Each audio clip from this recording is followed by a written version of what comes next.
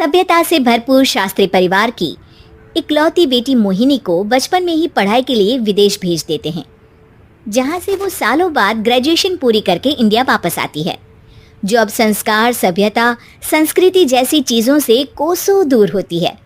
एक सुबह Mohini short dress पहने, कानों में हेडफोन लगाए जोर जोर से इंग्लिश गाने गाती हुई घर में घूम रही होती है। सुबह सुबह भगवान का नाम लेते हैं, राक्षसों की तरह चिल्लाते नहीं।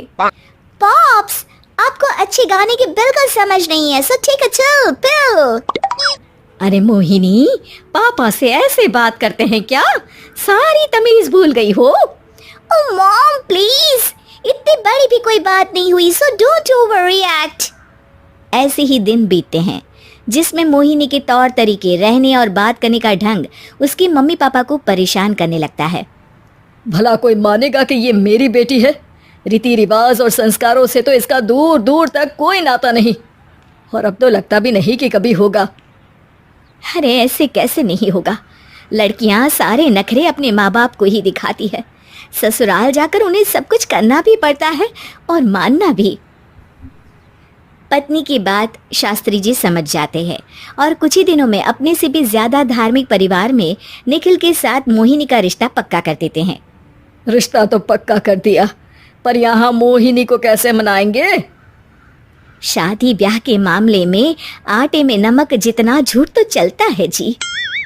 इसी तरह एक के बाद एक तिकड़म लगाते हुए दोनों मिलकर मोहिनी को शादी के लिए तैयार कर लेते हैं और मोहिनी निखिल की शादी हो जाती है, जिसके अगले दिन से ही मोहिनी दोबारा अपने पूरे अवतार में शॉर्ट ड्रेस पहनकर घर में घूमने लगती है। बहू को ऐसे देख सास की आंखें फटी की फटी रह जाती हैं।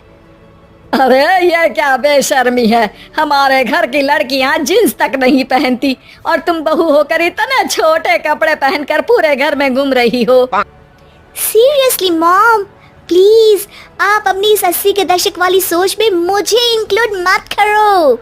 हाय तौबा, एक तो बेशर्मी दिखाती है, ऊपर से सास के साथ जुबान भी लड़ाती है। अरे जल्दी कपड़े बदल कर आ, घर की पहली आरती तुम्हें ही करनी है। इतनी देर में निखिल भी वहां आ जाता है। माँ पापा आने वाले हैं, पूजा का सारा सामान तैयार है ना? ये पूजा हमेशा मेरे बॉयफ्रेंड्स के पीछे पड़ी रहती थी और अब हस्बैंड के पीछे भी आ गई। मोहिनी की बातें सुन सास तो अपना सिर पकड़ लेती है, लेकिन निखिल किसी न किसी तरह उसे पूजा के लिए कन्विंस करके कपड़े चेंज करने के लिए भेज देता है, जिस पर पूजा खत्म होने के बाद वो एक बार फिर अपनी शॉर्ट ड्रेस में आ जाती है। बहू, ये क्या तरीका है? संस्कार नाम की कोई चीज है या नहीं? नहीं ससुर जी, संस्कार मेरा दूसरा बॉयफ्रेंड था, अब तो मेरा उससे कोई कांटेक्ट नहीं है।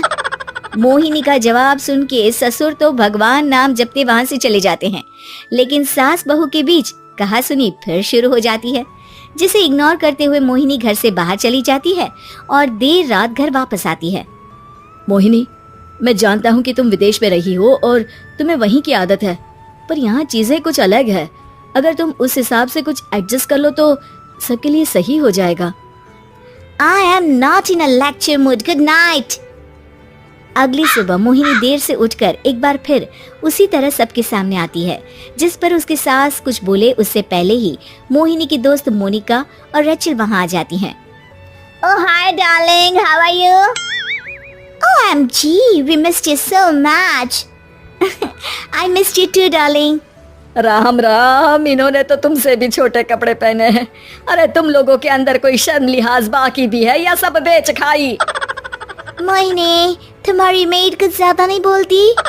इस पर मोहिनी की दोस्त उसकी सास का मजाक बनाने लगती है, जिसे सुन निखिल उन्हें जवाब देते हुए कड़वे शब्द सुना देता है और वो सुन के वो दोनों तो मुंह बनाए वहां से चली जाती है, लेकिन गुस्से से लाल मोहिनी वहीं खड़ी निखिल को घूरती रहती है।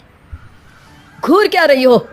तुमसे शादी की ये सोचकर कि विदेश में पढ़ी लिखी हो, घर में कोई पॉजिटिव चेंज लाओगी, अपनी करियर के लिए एम्बिशियस होगी, पर अपने इस बिहेवियर से उस पढ़ाई के साथ साथ अपने मम्मी पापा के नाम को भी डुबो रही हो। अगर तुम्हें ऐसे ही हाल रखना है तो यहाँ रहने की कोई जरूरत नहीं है।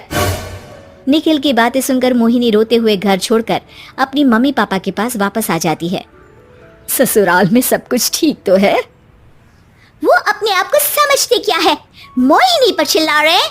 मैं क्यों उसके इशारों पर चलूं? मैं अपनी लाइफ अपने तरीके से जीना चाहती हूँ और वो ना आप लोगों को मंजूर था और ना ही उन्हें है।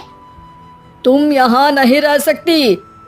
अपने पापा की बात सुन के मोहिनी हैरान रह जाती है। हाँ, तुमने बिल्कुल सही सुना।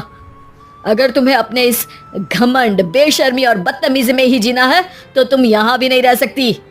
बेटी, मैं मानता हूँ हमारे यहाँ रीति रिवाज बहुत मायने रखते हैं और हमने उन्हीं के ओवरडोज से बचाने के लिए तुम्हें विदेश भेजा था। एक लड़की जो शादी करके घर और बच्चे संभालती है, उससे तुम अपने आप को ज्यादा समझ सको इसके लिए भेजा था। तुम उससे ज्यादा समझो और बनो, पर तुम तो किसी दूसरी ही ट्रेन में चढ़ गई बेटा।